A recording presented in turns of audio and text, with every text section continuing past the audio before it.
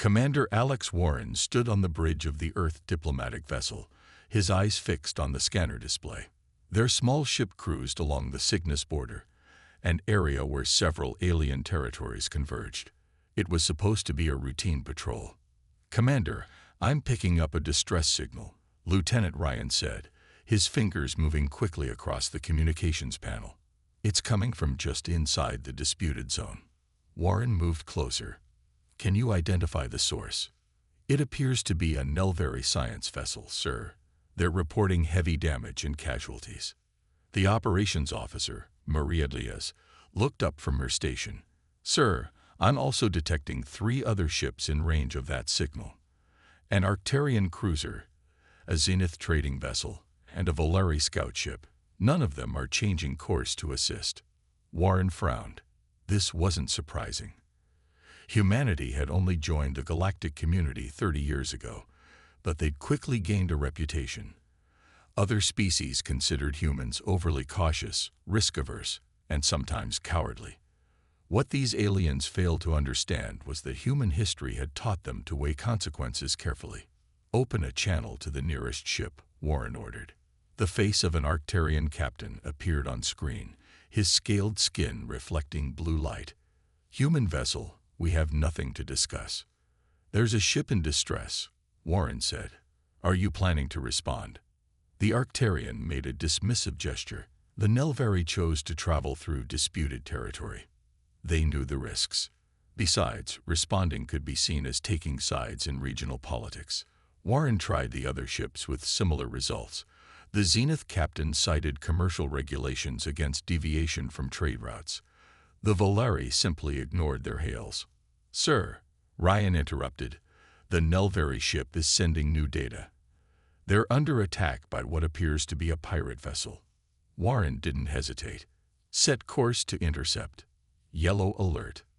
His first officer, Commander Samantha Kelly, stepped closer and lowered her voice.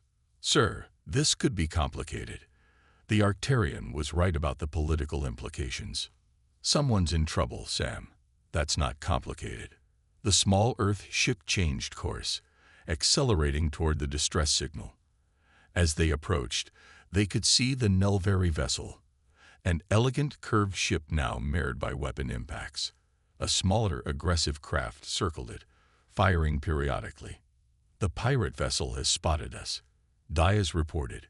"They're scanning our weapons." "Open a channel," Warren ordered. When the connection was established, he spoke clearly.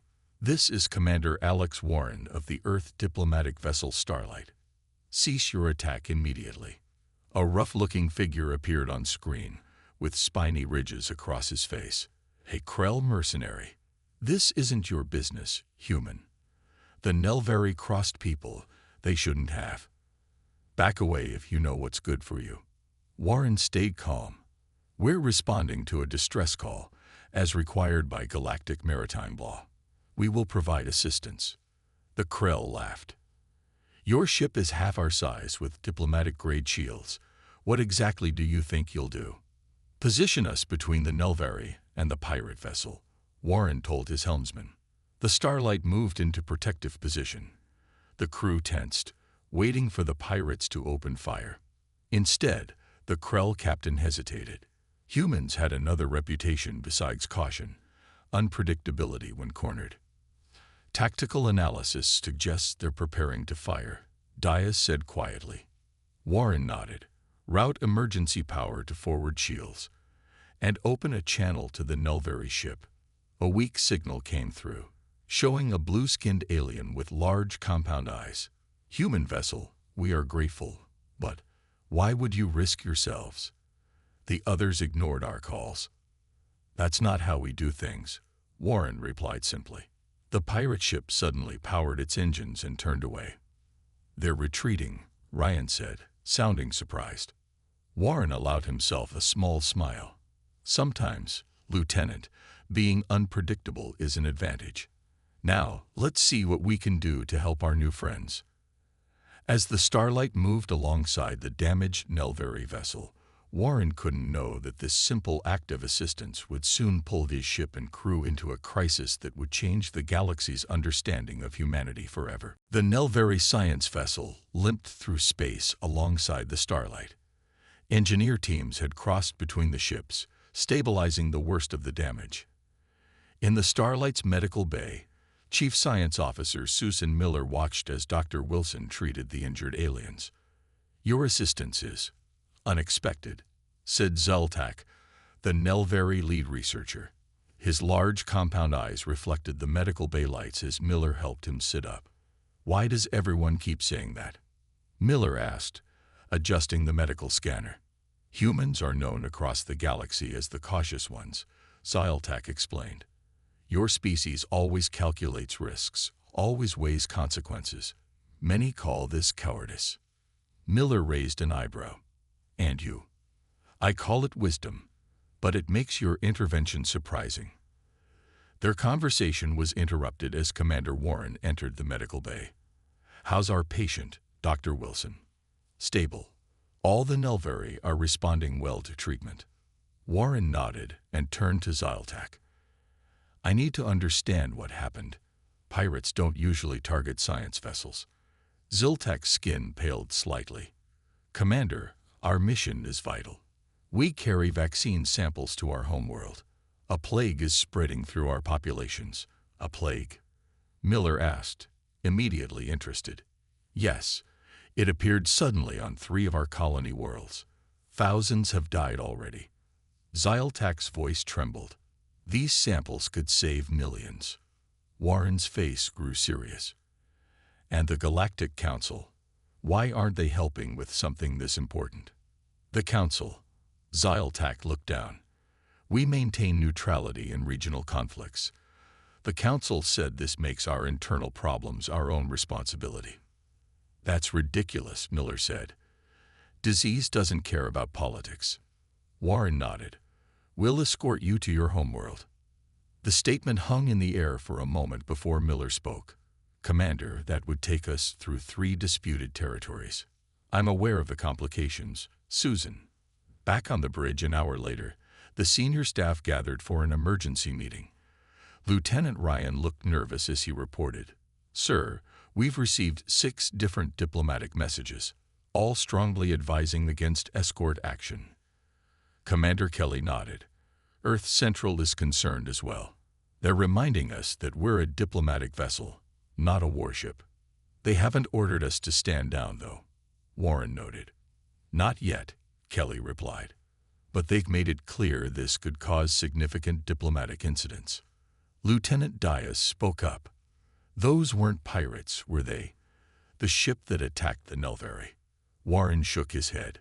"Mercenaries, most likely, hired to stop the vaccine from reaching the Nelveri homeworld."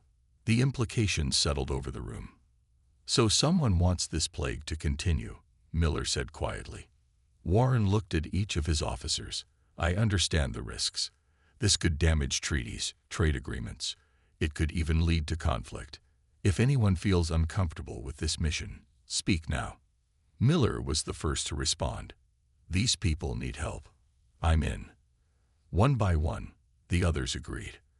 "I've studied the route," Ryan said. "There's a path through the Corellian Nebula that might keep us hidden for part of the journey.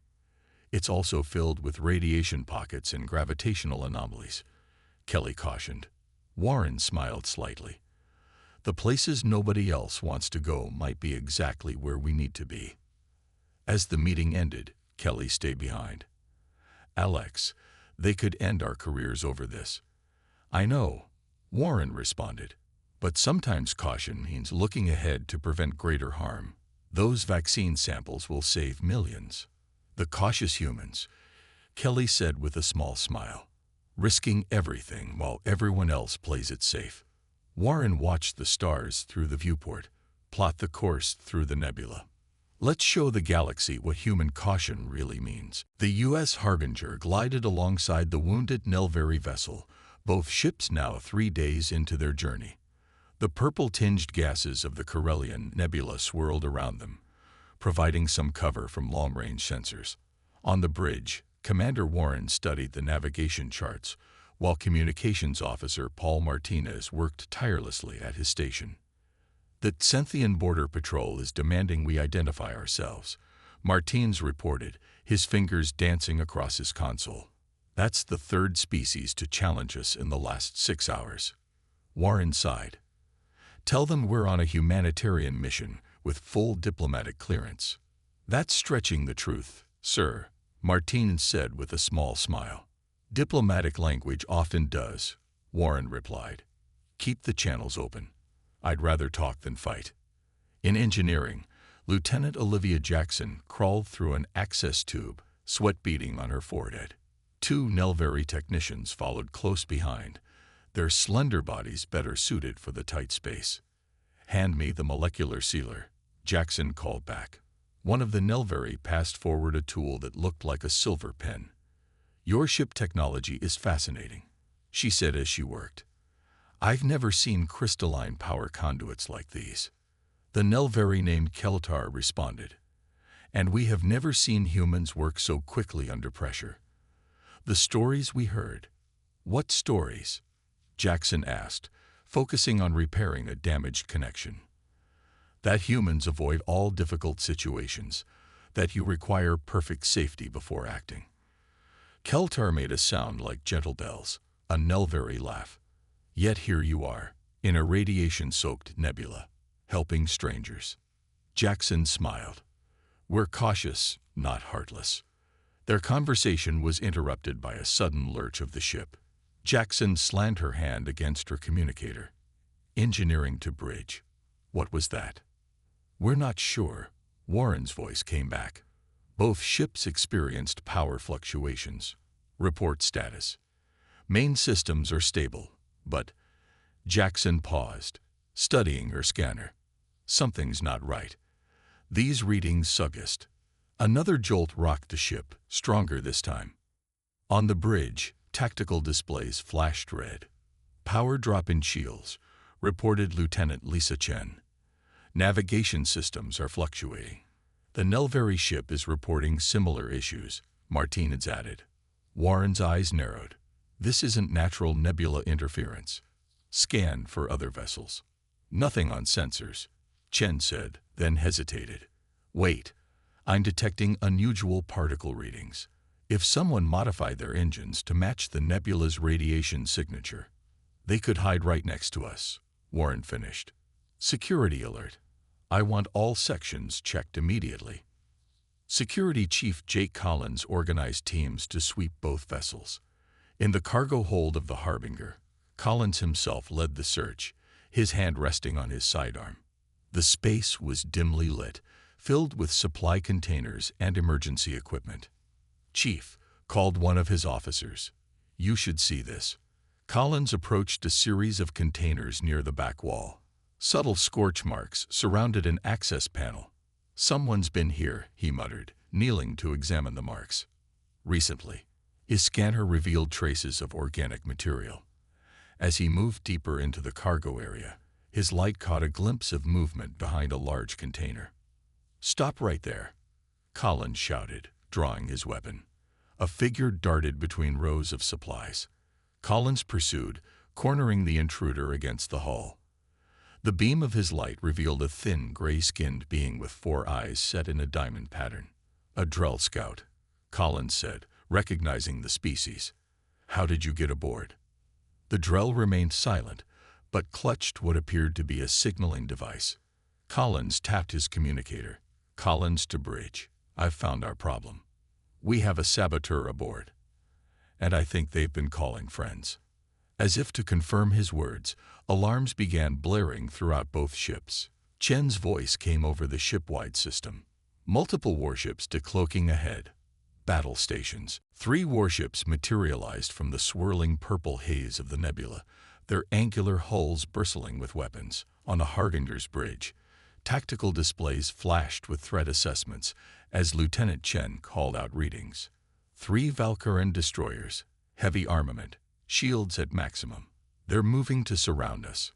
Warren gripped the arms of his command chair. The Valkyrians were known throughout the galaxy as an aggressive, militaristic species that respected only strength. Position between them and the Nelveri vessel, shields at maximum. They're hailing us, Martins reported. On screen, Warren ordered. The main view screen filled with the image of a Valkyran commander, tall, with gray-ridged skin and black eyes that showed no pupil or iris. Military implants lined the side of his face.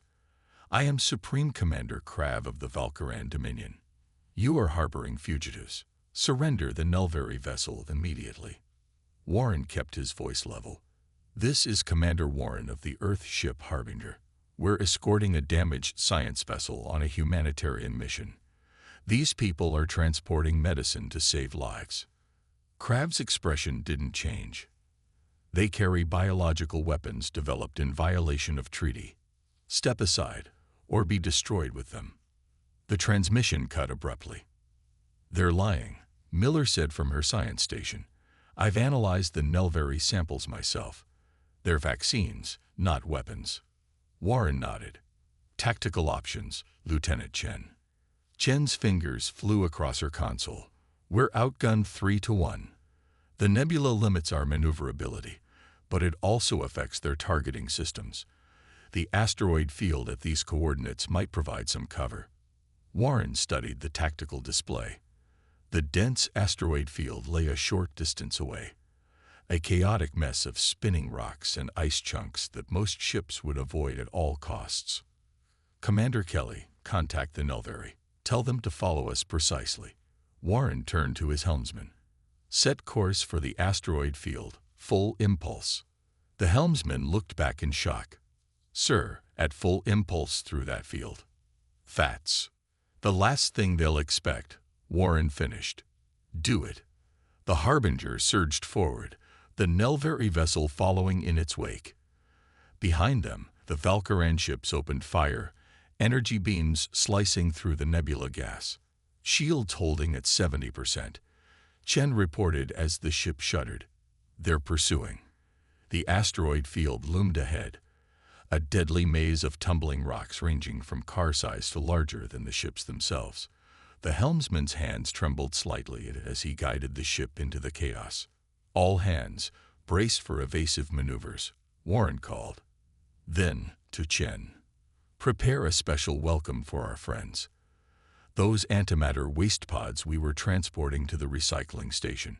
Rig them for remote detonation. Chen's eyes widened. Sir, that's unconventional. Exactly. As the ships plunged deeper into the asteroid field, the Valkyrans followed, though more cautiously. The Harbinger twisted and turned, avoiding massive rocks by margins that made the crew hold their breath. The Nelveri ship struggled to keep pace, its damaged engines straining. They've hit the Nelveri vessel, Martinez called out. Their engines are failing. Warren's mind raced. Release the antimatter pods. Pattern Delta. Chen deployed the pods, which drifted behind them. As the Lid Valkyran ship moved past them, she triggered the detonation. The explosions weren't powerful enough to damage the warships seriously, but they shattered nearby asteroids into thousands of fragments, creating a chaotic debris field that blinded sensors and battered shields. Ingenious, Miller whispered. In the confusion, Warren ordered a risky maneuver, swinging the Harbinger around to the Nelveri ship. Tractor beam. Pull them into that cavity in the large asteroid ahead. As the Valkyran ships regained their bearings, both the Harbinger and the Nelveri vessel disappeared into a massive hollow asteroid, powering down to minimal systems. They'll find us eventually, Kelly said quietly. Warren nodded. But not before we find another way out. Scan that asteroid cluster ahead. I think I see our next move. From the Valkyran perspective, the humans had just performed a maneuver so reckless that no sensible species would attempt it. They didn't understand that humans had learned long ago that sometimes survival required calculated risk. The hollow asteroid provided temporary shelter, but Warren knew they couldn't hide forever. The Harbinger and the damaged Nelveri vessel drifted in the darkness, running on minimal power to avoid detection. Commander, Miller called from her station. I'm detecting unusual energy readings deeper in this asteroid cluster. Natural phenomenon, Warren asked. Miller shook her head. Too regular. It's artificial. Some kind of structure embedded in the largest asteroid ahead. Warren made his decision. Let's investigate. If it's abandoned, it might provide better shelter while we repair the Nelveri ship. Carefully, both vessels navigated through the maze of spinning rocks until they approached what appeared to be an ancient space station, fused with a massive asteroid. Its design matched no known species in their database. Life signs? Warren asked. Yes, Miller confirmed, sounding surprised. Various species, a small population. As they approached, lights activated along the station's exterior, and a docking bay door slowly opened. We're being hailed, Martine said. The view screen showed a human man with weathered features and gray hair. Earth vessel, this is Alan Weber of Haven Station. We detected your little skirmish with the Valkyrans. You'd better come inside quickly. Within an hour, both crews had docked inside the hidden station. Weber met them at the airlock, accompanied by an eclectic group of aliens from at least 6 different species. Welcome to the place where outcasts live, Weber said, shaking Warren's hand. We've been watching you since you entered the asteroid field. That was some impressive flying. Warren looked around at the station's interior. A hodgepodge of technologies from different worlds, somehow working together. What is this place? Weber gestured for them to follow. A refuge. Everyone here has rejected their species' rigid ways of thinking. We call ourselves the cautious ones, ironically named after how other species view humans. As they walked through corridors filled with a remarkable diversity of beings living and working together, Weber explained further. I was a colonial administrator until I questioned policy. Others here have similar stories. Scientists whose research was too controversial, diplomats who sought peace when their governments wanted war. In a large central chamber, Dr. Kate Nelson from the Harbinger was already working with several alien medics. They had set up a makeshift lab around the Nelveri vaccine samples. Commander, Nelson called when she saw Warren. These facilities are remarkable. With the help of the refugees, we can stabilize the vaccine samples that were damaged in the attack. Ziltak approached, his compound eyes reflecting the station lights. This is fortunate. Several containers were compromised. Without proper facilities, we might have lost them. Warren nodded, then turned to Weber. The Valkyrans claimed these were biological weapons, not vaccines. Weber's expression darkened. They would say that. Commander, your Nelveri friends aren't telling you everything. He looked at Ziltak. Should I explain, or will you? The Nelveri scientist's skin paled. The plague affecting our worlds. It isn't natural. Our research suggests it was engineered. By the Valkyrans, Weber finished. They've been testing bioweapons on neutral worlds. The Nelveri discovered proof, which is why they're so desperate to stop you. Warren felt cold anger building inside him. Is this true? Ziltak's voice trembled. We found evidence in the disease structure. It contains Valkyran genetic markers. We kept this secret because accusing them without proof before the Galactic Council would be disastrous for our people. And these vaccines? Legitimate, Weber confirmed. My medical staff has verified it. They're trying to save their people, nothing more. A young refugee rushed into the chamber. Sir, long-range sensors are active again. The Valkyran fleet wasn't fooled for long. They've called for reinforcements. A battlecruiser is joining them. Warren exchanged glances with Weber. Can this station defend itself? Weber smiled grimly. It was built to hide, not fight. But we've survived this long by being creative. He gestured toward a schematic of the station. And I think it's time we showed the Valkyrans that the cautious ones can be dangerous when cornered. Outside, the Valkyran ships methodically searched the asteroid field, drawing closer by the minute. In the heart of Haven Station, humans and aliens worked together with urgent purpose. Engineer Jackson stood beside Weber, both leaning over an old reactor schematic. This power core hasn't been activated in decades, Weber explained. It was designed by the Antarians, who abandoned this place long ago. Jackson studied the strange configurations.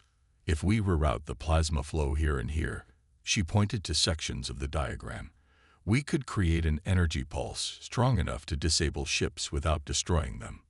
Warren nodded. A non-lethal option. That's good.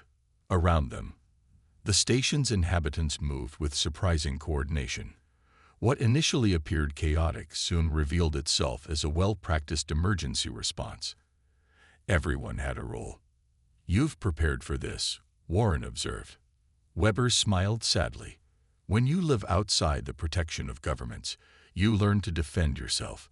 Every person here has survived something that should have killed them. Security Chief Collins entered the command center with a small team. Commander, we've set up defensive positions at all docking points. But if the Valkyrans breach the outer hull, they won't, came a voice from the doorway. Zyltak approached with several other Nelvari. We have contributed our knowledge of Valkyran shield frequencies. This will make your energy weapon more effective. Warren was surprised. I thought you were scientists, not military. We study what we must to survive, Zyltak replied simply. Your human cowardice, planning carefully before action, has taught us much. The station's sensors blared an alert. On the main viewer, a massive Valkyran battlecruiser appeared alongside the three destroyers. They're scanning the asteroid field with deep penetration sensors, reported a station technician. They'll find us in minutes. Warren turned to Weber. If your people want to evacuate, now's the time. Weber shook his head. This is our home. Besides, he added with a grim smile, where would we go? Warren nodded and activated his communicator. All Harbinger personnel, battle stations. Throughout the station, humans and aliens moved to their assigned positions. On the modified defensive platforms, Lieutenant Chen directed targeting systems.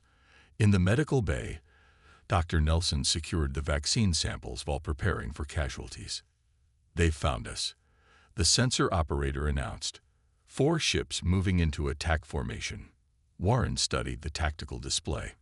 They're being cautious, spreading out to cover all escape routes. Collins approached quickly. Commander, I have an idea.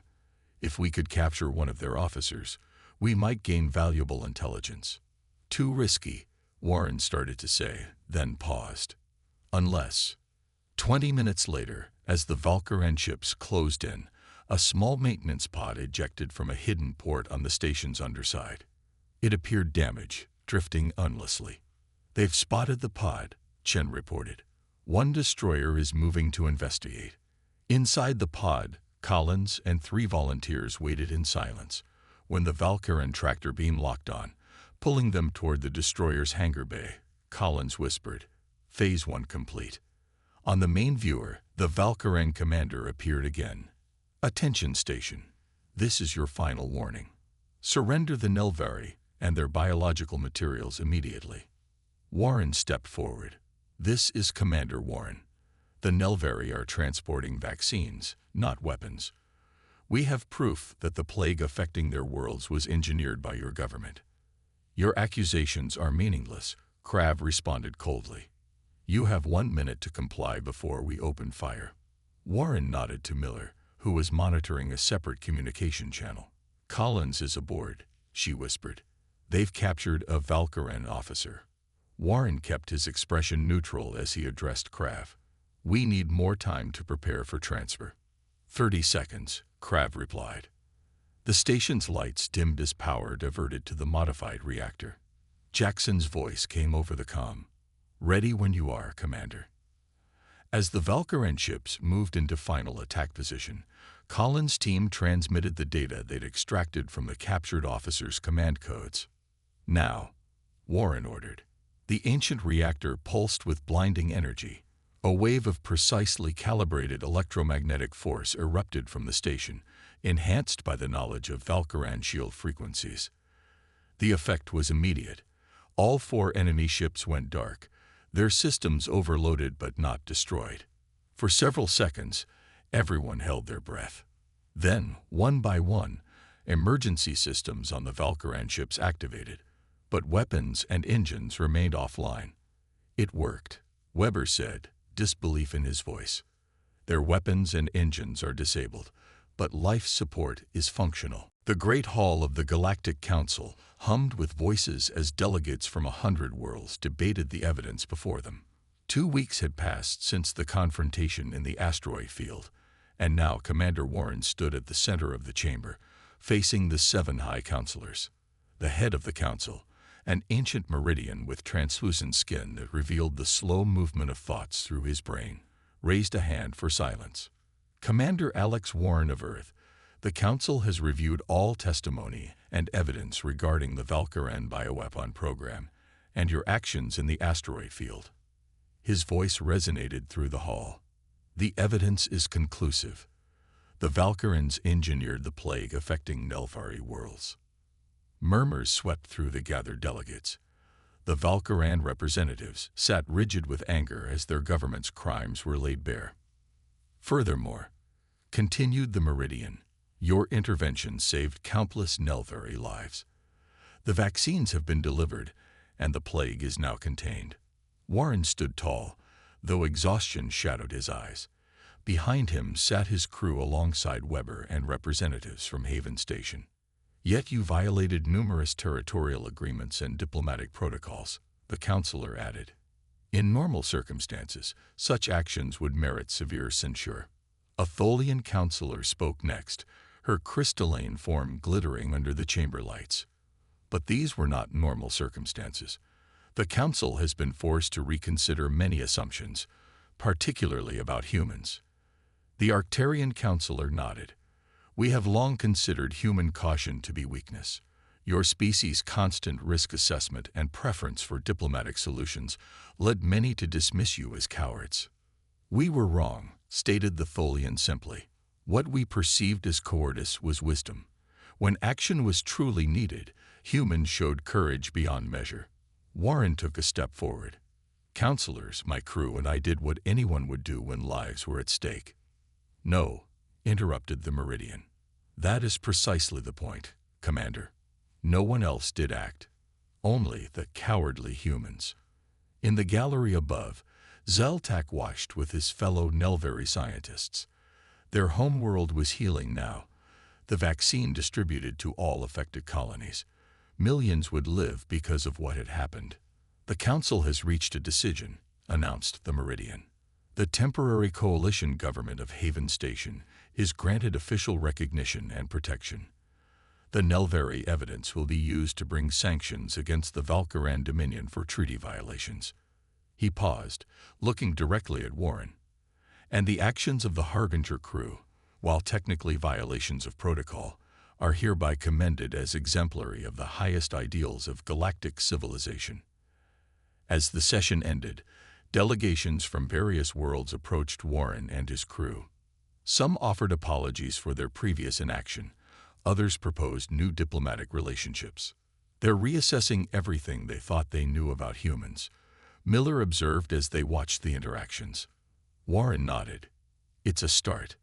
A month later, Warren stood on the observation deck of the newly repaired Harbinger, watching stars streak past as they patrolled a different sector. The aftermath of what media outlets had called the Haven Incident continued to reshape galactic politics. Reports from across known space described species adopting what was now called the human approach, careful assessment followed by decisive action when necessary. Military academies have begun studying the asteroid field maneuvers, while diplomatic corps integrated Earth's risk analysis methodologies. Commander Kelly joined him at the viewport. "You've been quiet today, Alex." "Just thinking," he replied, "about all the changes happening." "Good changes," she said. "The Nelvari have opened diplomatic relations with Earth. Haven Station is becoming a major trading hub with Weber as its governor. Even the Valkyrans are undergoing government reforms after the exposure of the bioweapon program." Warren smiled. "And they call us the cautious ones." "Sir," Martinez's voice came over the comm, "we're receiving a distress call from a mining colony in the Rigel system. Some kind of industrial accident." Warren and Kelly exchanged glances. "Any other ships responding?" Warren asked. "No, sir. We're the only vessel in range."